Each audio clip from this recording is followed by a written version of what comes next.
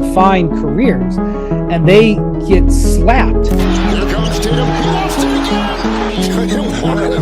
It's the second time under he loses it. He kicks it. The Boston Celtics look like a team that's on the verge of being swept. Tatum fakes the three.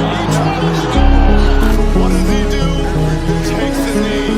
The timeout to Al Horford. As we just saw, Jason Tatum humbly believe, in the most humble sense, that he was the best player on earth, and then quickly got brought back to reality by Jimmy Butler within a week's worth of time. Unfortunately, many of us saw this coming. Jason Tatum has continued to reach the brink of absolute peak excellence when it comes to NBA history, but as he has reached that top end, last season in the NBA Finals, he was outbattled by Andrew Wiggins, and this season, the Boston Celtics are ending the year in an embarrassing fashion. But on the other end, Jason Tatum has been a young superstar, which is really why this has been so confusing. Not only is he a fully playoff experienced vet at this point, but in his last 3 seasons, in the regular season, Tatum has averaged 27.9 points per game, 8.1 rebounds, and 4.4 assists. The list of players to average over 27 points, 8 rebounds, and 4 assists per game in that age range includes just 4 names, neither of which are Michael Jordan or LeBron James. Instead, we have Kareem Abdul-Jabbar, Oscar Robertson, and Luka Doncic. With that on paper, Jason Tatum is among historic company, and then this very season, in the second round of this year's playoffs, it seemed like Jason Tatum was finally turning the corner with a 50-point closeout performance in a Game 7 against the league's MVP. It felt like yet again, maybe Jason Tatum was finally putting it all together. He was finally taking the leap and becoming a playoff closer and dependable go-to star. Instead, though, we have had a disaster. So at this point, the question needs to be asked. What if Jason Tatum never gets the job done? It's not like we haven't seen that before, and sadly, we have actually seen players get so in their heads from repeated playoff failures to the point where they go from regular season MVP superstars to playoff liabilities when their teams need them the most. So what's up, Mike here, and so far in his NBA career, Jason Tatum in the regular season has proven to be an upcoming Hall of Famer. There really is no denying that, and there really is no denying Jason Tatum's talent. On paper, Jason Tatum is supposed to be the kind of superstar you can build a championship contender around. But as we just saw, for whatever reason, with Jason Tatum and the Boston Celtics, that has not exactly been the case. In Jason Tatum's early playoff career, we have found repeated close chance after close chance, but ultimately we have also found failure. Sometimes in NBA history, failure can be a great thing. And make no mistake about it, Jason Tatum is still young. He's only 25. In players such as a young Kobe Bryant, someone who Jason Tatum has certainly modeled his game after, playoff losses pushed Kobe to new heights. They pushed Kobe to prove doubters wrong. As in Kobe's case, as a young player, he airballed several key shots. Roll the clip. 5 seconds left. 4. Bryant drives, pull up, shot on the way, no good. Cross court left, open Kobe Bryant for 3, another air ball. Bryant for 3, it's short again. 7 seconds. Here's a 3-pointer, air ball again.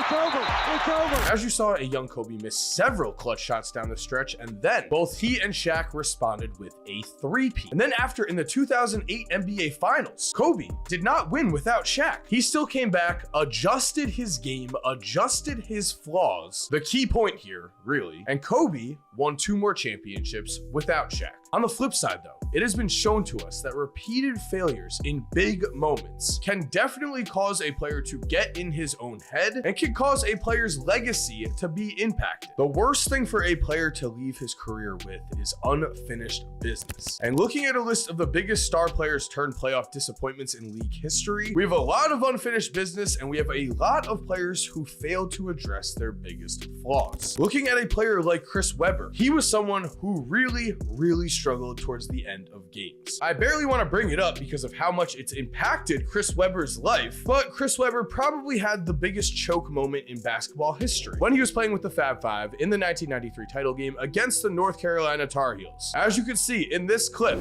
Michigan will have to bring it. Oh, he walked and the referee missed it. Weber brings it into the front court.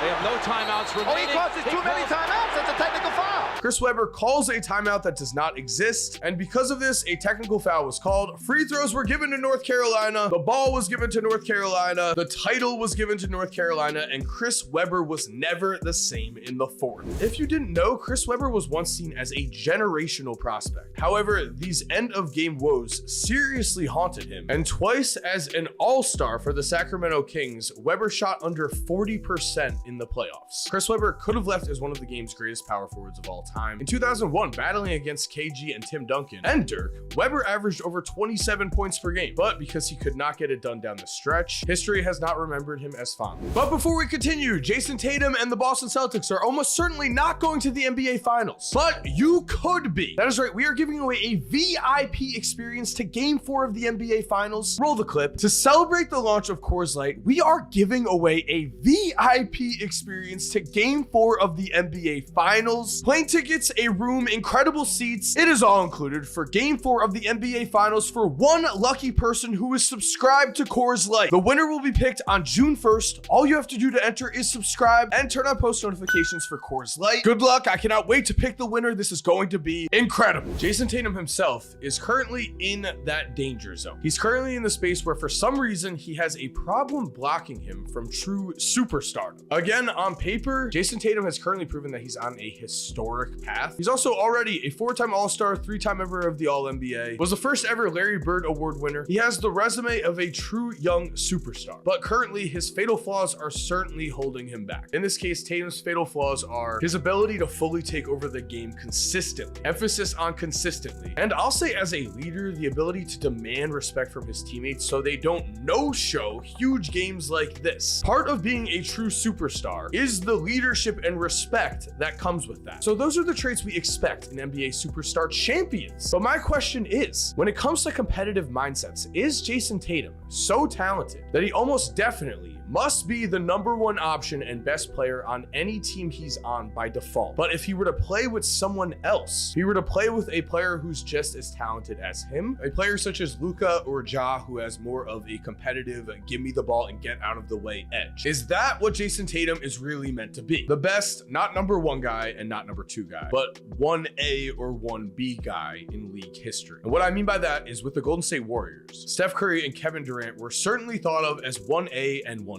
in either order. KD even won both finals MVPs. But looking at KD's playoff numbers when he was the true #1 before he got to Steph and the Warriors, from 2013 to 2016, KD played in 48 playoff games and averaged 29.4 points per game, but shot less than 45% from the field, a costly statistic because it was drastically different than his regular season average of around 51% from the field. When you are the superstar and you are not stepping up, your team certainly feels it. We also see KD shot drastically worse from 3 in this time, and I think we can all agree a dip of -6 in PER is jarring to see. KD's career at this time was marked in a very similar fashion to a young Tatum's. There were a lot of highs. Durant reached the finals at the age of 23, and he also won the MVP 2 seasons later. Incredible young success for Kevin Durant, but it was a bit confusing because the highs were so high and the lows were so low. KD had his tough moments for sure. So I will say, with a player as young as Jason Tatum and with a player as talented as Jason Tatum, I think Kevin Durant's early struggles should be encouraging because Jason Tatum actually has a path to follow here. Yes, of course, the situations are not exactly the same, but early in his career, Kevin Durant had several moments that could have risen him into the discussion of a young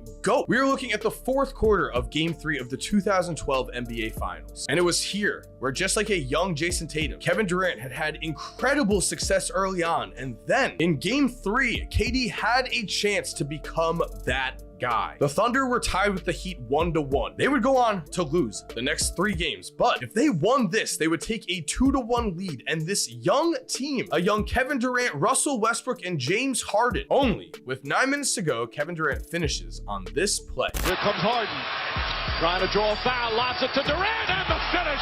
High above the rim, Kevin Durant makes it a 1-point game. And then disaster would strike. Durant, three-pointer, in and out. And the Thunder team right now not scoring, almost 4 minutes. Durant, up and under, flips it up, won't go. That will do it. Miami will take a 2-1 lead. Unfortunately, Kevin Durant was not ready to step up and he struggled. The Thunder lost this one. KD shot 2 for 6 in the fourth quarter, 0 for 2 from the free throw line, and also had 2 costly turnovers. OKC would lose the next 2 games. They lost this finals in 5 games total, and Kevin Durant had his first lesson, but he did not immediately take this and immediately step up the next time he had a chance. Here we are in the 2014 NBA playoffs. It is the Western Conference Finals, Game 6. It is overtime, and here is what Kevin Durant did. Westbrook using the screen, pops it out to Durant, fires for 3. Durant for 3.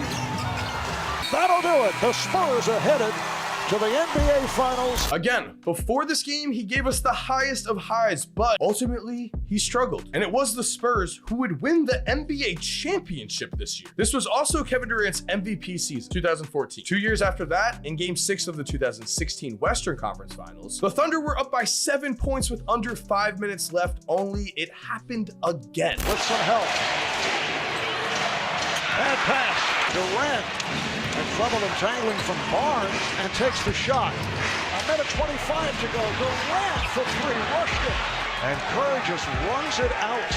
Coming back from a 3-1 deficit. And then finally, Kevin Durant went to the Warriors, where as 1B or 1A, however you want to believe it, with a fresh start, with a fresh roster, his scoring averages jumped up 3 points per game from the regular season to the playoffs with his 2 playoff runs with the Warriors, while his shooting numbers also stayed steady. So maybe Jason Tatum is just not that full number 1 without a doubt guy. Maybe he is one of the best 1A or 1B players of all time. Or maybe he is still just a young player that has taken lumps right now and is about to come back in the ultimate way. On the other side, we have this list of playoff disappointments, and the most notable to me is Carmelo Anthony, because on this list, in terms of all of these players, Melo is the most like Tatum to me by far. And if we were to go back in time and compare a young Carmelo Anthony to a young Jason Tatum, we suddenly see that there is a real cause for concern here for not fixing one of these fatal flaws. Jason Tatum is a historically great young player, so was Melo. Carmelo Anthony was drafted number 3 overall by the Denver Nuggets after leading Syracuse to a national championship